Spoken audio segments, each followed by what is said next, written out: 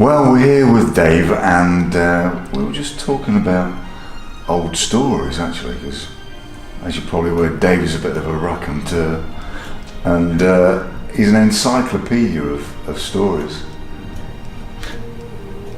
Yes. And you're recalling one time you were... Yeah, things out of the blue, more or less. I was in Dusseldorf, an army reunion, and we were in a bar called the Swan,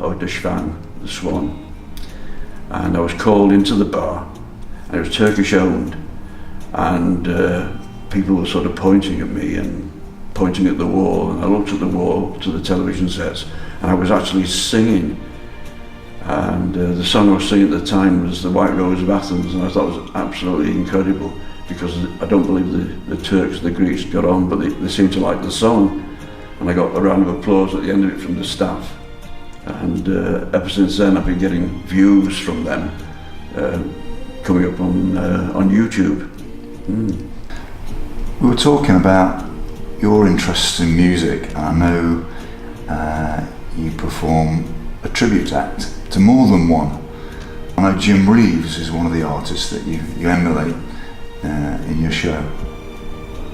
You're interested in Jim Reeves. Tell us about that. With people telling me that I should do these, you have the voice to do this, why don't you do them? And so I did, and I started to earn a few pennies doing them. So I decided it would be a good idea to carry them on, so that I did. The Paul Robeson side was suggested to me by a lady whose husband used to correspond with him, with Paul Robeson. And I don't know if everybody knows, but Paul Robeson actually had his passport taken away from him by the American government because he was a communist, and he didn't get it back to 1958, by which time rock and roll had appeared on the scene. Elvis was the only name bandied about, so Paul never got to redo his music because his music was actually banned from being recorded, so he was in eternal exile. And the one thing he loved doing, like I do, music, singing, was taken away. Jim Reeves was suggested because some of the songs, he had a unique voice for the time. It was a deep voice, which was very rare around regards singing country and western, which he did. But he brought out other songs which were of different genres, but applied the same amount of depth and generosity to the song. Yeah. I know you were here recently recording an audio book. Yeah. Shall we talk about that? How did you get on with that? Well, it was a new thing to me. I've never done this thing, but again, it was suggested by people that perhaps I should lend my voice to narration or voiceover or anything like this, and so I thought I'd give it a try. I actually saw the advert and I thought it was a good idea, and applied, and here I am. And it was at school that you first got into music and singing and entertainment? Yeah. Oh, I see. I was a bit of a mimic, and as well as singing and so forth, we were a chatterbox. And I think that more or less kept my head above water. I was born in Bradford, West Yorkshire, at 1:10 in the morning in St Luke's Hospital. And my mother said, from that moment onwards, you were always a pain. So I think it was the fact that I was what do they call it, a night owl or something. I was born in the early hours and so forth, keeping everybody up. Yeah, so. But my mother, even though she liked the idea of a son being good at something, stood in the way of my entry into the Royal Manchester College of Music, where I was sponsored by my music master to go to the college. And my mother turned it down. She thought I'd go crazy or start taking drugs, things like this. So the whole thing was quashed at first. But later on I went to the Royal Northern College of Music. I know it, I've been there, yeah.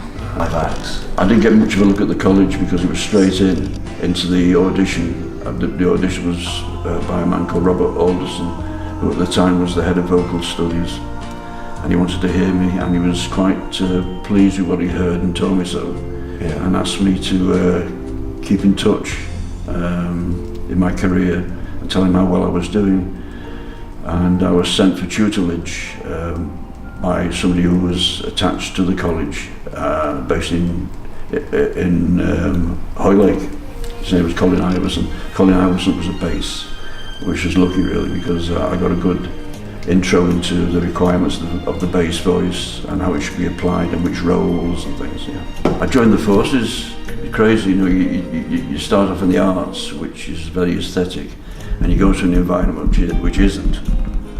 But whilst I was in the forces, I was promoted by my regimental sergeant major to be part of Huey Green's Force and Opportunity Knocks. And I came fourth, I think, at the end. I was a 57 acts, I came fourth. Huey Green was very pleased with me, I suppose, and he said to me that, it is doing the impersonations. He said, "I'll look after you, son. I'll look after you." And he got me onto Forces Radio in Cologne, BFPS in Cologne, to do some singing there. But unfortunately, that came to an end because I was posted, and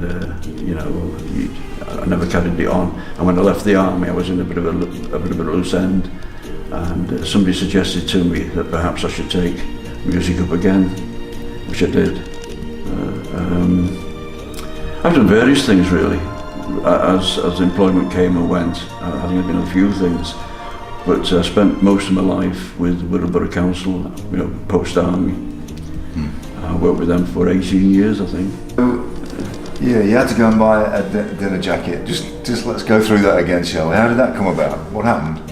Well, the Friends of St George's Hall in Liverpool wanted to put on a fundraising concert, and they asked a company called the Liverpool Metropolitan Opera to do a show, and three of the girls, principal singers, wanted to do excerpts from Showboat, which obviously if you do Showboat, you've got to have Old Man River. And this lady suggested that I sing Old Man River, just to complement what the girls were singing and so forth. So we turned this into a medley, with me starting off with Old Man River, then the girls going in with their respective pieces, and then at the end we finished Old Man River off to this tremendous sort of sound of four voices, wonderful. And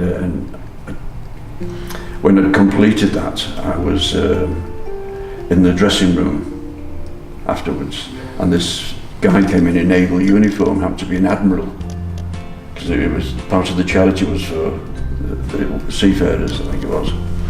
And he came in and he said, "Well done, young man, well done." I said, "Oh, thank you very much." I went, She said, "Call me Rod." And if you can imagine an ex-soldier, with the rank of corporal, being on first name basis with an admiral of the Royal Navy, But the best was to come, because the lady asked me to sing it, came in and said, "I'd like you to know, David, and you'll like this, that there's only 3 men that's ever sung Old Man River at St George's Hall. One's yourself, obviously. One is Willard White, who was English National Opera, and the other one was Paul Robeson himself." Really? Oh wow! So I was quite. That's something, that isn't it? Oh yeah. Well, there's a lady in the audience, I was told, because I worked with her niece, who said that her mother immediately went out and bought Paul Robeson's records. So I didn't have any myself at the time, so I could have sold them those. Yeah. Well, some trivia, isn't it? It was, very nice.